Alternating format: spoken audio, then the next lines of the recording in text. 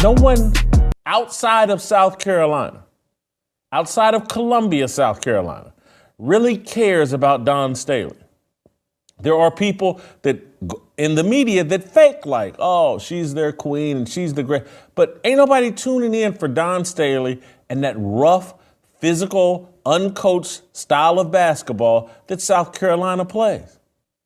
But that's who the establishment wants. We're not bar fighters. We're not thugs. We're not monkeys. We're not street fighters. This team exemplifies how you need to approach basketball on the court and off the court. And I do think that that's sometimes brought into the game. And it hurts. Okay? And I do think that some of I'm gonna say it because I said I was gonna say it, whether we lost or whether we won. Some of the people in the media, when you're gathering in public, you're saying things about our team and you're being heard and it's being brought back to me. Okay? And these are the people that write nationally for our sport. So you can not like our team. Okay, you can not like me.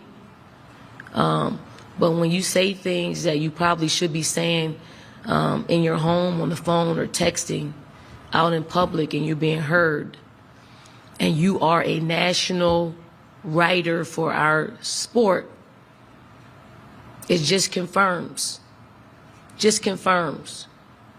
what we already know. So watch what you say when you're in public and you're talking about my team in particular. Just watch what you say about our team, because it's wrong. You got young lives who are really, if you really knew them, like you really want to know other players that represent this game, you would think differently. So don't judge us by the color of our skin, okay? Judge us by how we approach the game. And you may not like how we play the game, may not like it. That's the way we play. That's the way I coach. I'm not changing. We found success in it. And maybe some days, like today, we end up on the losing side of the stick. But guess what? We live to see another day. We live to see the comeback next year and try to do this again. Because I'm not changing. But I hear you. I hear you. How you doing? My name is Nathaniel Swoops, and today I want to talk about Jason Whitlock, Caitlin Clark, and Dawn Staley. Recently, Jason Whitlock dissed Dawn Staley, talking about no one cares about her outside of South Carolina, and nobody cares. Her coaching style is not great. Before I get into my commentary, I'm going to read an article by Will Leitner. Jason Whitlock, Diversity, Equity, and Inclusion wants Caitlin Clark gone. Jason Whitlock said the Women's Selection Committee is a confederacy of DEI, believing liberals is a group of athletic directors and deputy athletic directors who promote DEI. They demonstrate their anti-racism by being racist against white people. That's what DEI does. That's how Iowa received the toughest draw in the tournament. The well-intended selection committee bent over backwards, proving it did not favor Clark in Iowa. It did that by punishing Clark in Iowa. These idiots don't know what they have in Caitlin Clark. These idiots are no different than Cheryl Swoops, who said all that dumb stuff on how Caitlin Clark is 25. She's played for 5 years. She jacks up 40 shots a game. How do you think Cheryl Swoops fixes her mind to say such ill-informed stuff? Because she's reflecting the mindset of all the people she's surrounded by. The women's basketball establishment does not like Caitlin Clark. They want Dawn Staley to be the face of women's basketball every season. That's equity. No one outside of Columbia, South Carolina really cares about Dawn Staley. They are people in the media that fake like, oh, she's the queen, she's the greatest, But ain't nobody tuning in for Don Staley in that rough, physical, uncoached style of basketball that South Carolina plays. But that's who the establishment wants. Don Staley fits the profile, Caitlin Clark doesn't. This is a white woman, white man, and black people. The hatred or the jealousy or the envy of Caitlin Clark is pervasive throughout the women's college basketball landscape and throughout academia. She's a nice little story that they want to go away sooner rather than later. Rather than milk the benefit of her, they would rather destroy her. That tournament draw makes no sense. I know many of you are like Whitlock is going too far. Any of these teams she could have played would have been tough. No, no, no. You played Kansas State twice already this season. You played them 3 times in 2 years. And the people that put the brackets together, yeah, they will be a good Sweet 16 matchup for Caitlin Clark. Let's put them in the same region. Let's put them on a collision course in the round of 16. Kansas State has Aoki Lee, 6'6", a senior at Kansas State, a hell of a force, who clearly Iowa struggles with. Yeah, let's match them up in the Sweet 16. This is lunacy and stupidity. They should be fixing things the other way. That's what's best for the sport, but they want to end Caitlin Clark hype. I get that the WNBA, she gets to go play for Indiana Fever, which is close to Iowa and fits her personality better than if she waited next year and probably go out to San Francisco and play for the Golden State expansion squad.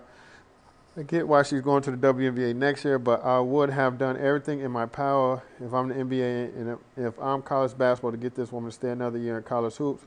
I would let the Indiana Fever draft her this year and wait for her to come next year. Didn't the Boston Celtics do that with Larry Bird? Didn't they own his rights before he got to the NBA? I would have cooked up something and I wouldn't care. The NBA used to do this stuff all the time. They wanted Patrick Ewing to play for the Knicks. My Pacers were in the draft lottery and they had little bid card that ensured the New York Knicks got Patrick Ewing. I was upset about it, but I didn't blame the NBA. Patrick Ewing at the time was the next big thing, and going to New York made sense. They needed a strong franchise in New York. Caitlin Clark sticking around in women's college basketball, that's what was best. They should have paid this woman millions of dollars to stay. Television networks should get involved. Everyone should have gotten involved, but they don't do what's best for their best interests. They want Caitlin Clark to go away. They've rigged up the NCAA tournament. The refs, they think no different than Cheryl Swoops, and they think no different than this selection committee. They are tired of Caitlin Clark. We love her. Fans love her. Everybody is tuning out to root for her against her. They want her gone. Watch Jason Whitlock of Blaze TV Fearless detail this theory and why he believes the Women's NCAA Tournament Selection Committee purposely gave Iowa an extremely daunting path to the Final Four, saying diversity, equity, and inclusion, left-wing establishment want Caitlin Clark's college career over. Like I said, I think it was unfortunate for him to diss Don Staley in that statement. You can think that the NCAA is rigging Iowa and maybe they want Don Staley to be the face of college basketball, but you don't have to diss Don Staley and saying that her team is uncoached, saying that nobody cares about her team outside of Columbia. This is just that, that they're rough, they're physical, again, that they're uncoached. This is unfair. If you watch Don Staley's South Carolina team, you will see that her team is one of the well-coached teams in college basketball. They run sets all the time. They slow the ball down. They run it into the post. They run a flex. They rarely come down and just players are going one-on-one. Players do a great job getting into the lane, getting off 2 feet for a jump shot, getting into the lane, getting into the mid-range game. They don't shoot many threes. I think they're probably the best coach team in the league, and I think Don Staley is the best coach in women's college basketball.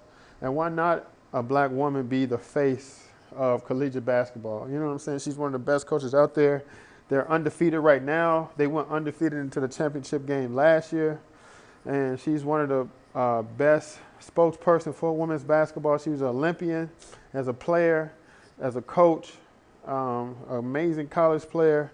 And why not she be the face of college basketball? Now, where I will agree with Jason Whitlock is the style that Caitlin Clark plays is not agreeable to basketball fans.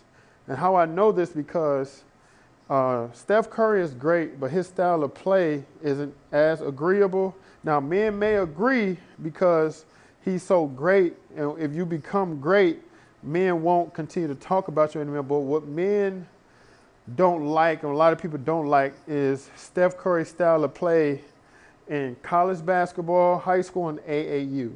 A lot of people feel that these kids these days are shooting too many threes. They're not getting to the basket. Everybody wants to be a guard, and a lot of people do not agree with that. So based on Caitlin Clark's style that she's shooting 43s a game, I will agree with Jason Whitlock that a lot of people do not like that style of play. Now, does the NCAA tournament being racist to Caitlin Clark? I don't believe so. Do they have a daunting task as a number 1 seed? They do. I believe they have LSU coming up. They have to play LSU in the Elite Eight. That's a very tough game. They play LSU in the championship game, but LSU is a 3 seed this year. LSU struggled this year with the new transfers. Could have been a 1 seed, but they're not. They're a 3 seed. And they could have been in anybody's side, anybody's region.